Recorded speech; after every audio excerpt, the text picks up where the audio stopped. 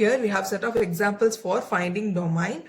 Here first example is f of x is equal to f minus 2x. Now let's consider one line minus infinity to plus infinity.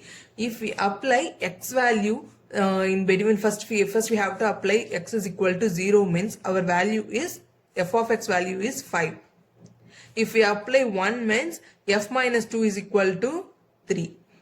If we apply 2 means f minus 4 is equal to 1.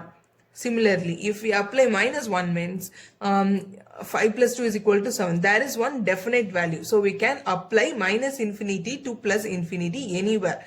So our domain for the given function is minus infinity comma infinity. For every value in between minus infinity comma infinity, we have a definite output for definite unique output for every input. So our domain is minus infinity comma infinity. Now we'll consider another example. F of x is equal to square root of modulus x. Here we have modulus x. Now let's consider this modulus x is equal to positive x. Similarly, minus infinity comma infinity. If our square root of any positive value gives us a positive function.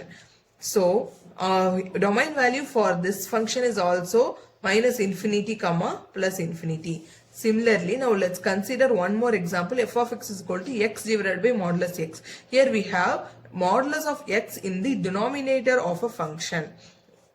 If we have 0 in the denominator, we have indeterminate value. If x is equal to 0 means 0 by 0 is an indeterminate value. So in our domain we don't have to include 0. So now let's write our domain as minus infinity comma 0 and 0 comma infinity. Here we write open-ended bracket for the 0, that is 0 not included in the domain. Minus infinity comma 0 and 0 comma infinity. Any value in between minus infinity comma 0 and 0 not included and 0 to infinity. Here 0 not included. Similarly, another one example for finding domain is f of x is equal to x plus 3 divided by 4 minus x square minus 9. In denominator, we have x square minus 9 in the square root value. Now we'll take x square minus 9 equal to 0. X square is equal to 9. X is equal to plus or minus 3. Here we have x value plus 3 minus 3. Now let's draw a line minus infinity to infinity. Here now write minus 3 plus 3. If we apply minus 3 in x term means minus 3 whole square, that is 9. 9 minus 9 means 0. Square root of 0, 0. But we have a function in this value. Similarly, when we apply plus 3 means we have similarly 9 minus 9, 0. 4 minus 0, 4. We have a output for that function minus 3 and plus 3. For both we have some output. Similarly, when we apply minus 5 or plus 5 means 25 square to the 5 square, 25 minus 9 to square root of 16, that is 4. 4 minus 4 equal to 0. That is our denominator turns to 0. If the denominator becomes 0 means then our f of x value will be indeterminate.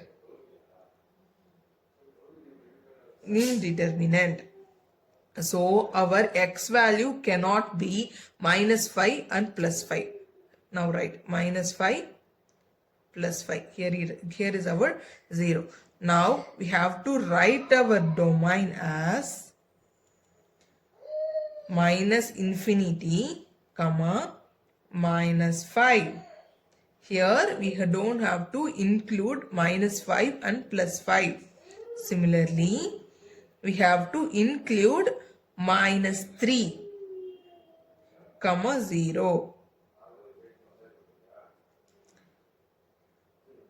0 comma plus 3. But here 5 is not included, right? So in open bracket 5 comma infinity. This is our domain. Minus infinity to minus 5 and minus 3 to 0 and 0 to 3 and 5 to infinity. Here we put open bracket in plus 5 and minus 5. That means minus 5 and plus 5 not included.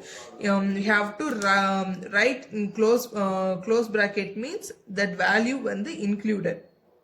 Value include ஆயிருந்தா மட்டும்தான் we have to mention it in a closed bracket.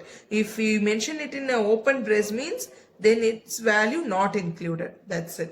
This is our set of examples for finding domain. Now let's see some examples for finding range. Now let's see example for finding range. F of x is equal to 1 plus x square. Now what is the domain for this function means? Now let's consider one line minus infinity to infinity. If we apply 0 in terms of x means our value is f of x value is 1. If we apply 1 means 1 plus 1 square, f of x value will be 2. If we apply x is equal to 2 means 1 plus 2 square, 1 plus 4 is equal to 5. That is for every value we have some one unique output.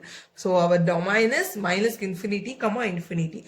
But what we have to find range? We know that range is our output value f of x. Now let's consider f of x is equal to y. Y is equal to 1 plus x square. Now let's take x as x square is equal to y minus 1. X is equal to square root of y minus 1. And now we know that as per our procedure, now take y minus 1 equal to 0 or y is equal to 1. Now let's take here 1. If we apply y is equal to 1 means our x value will be square root of 0 is always 0.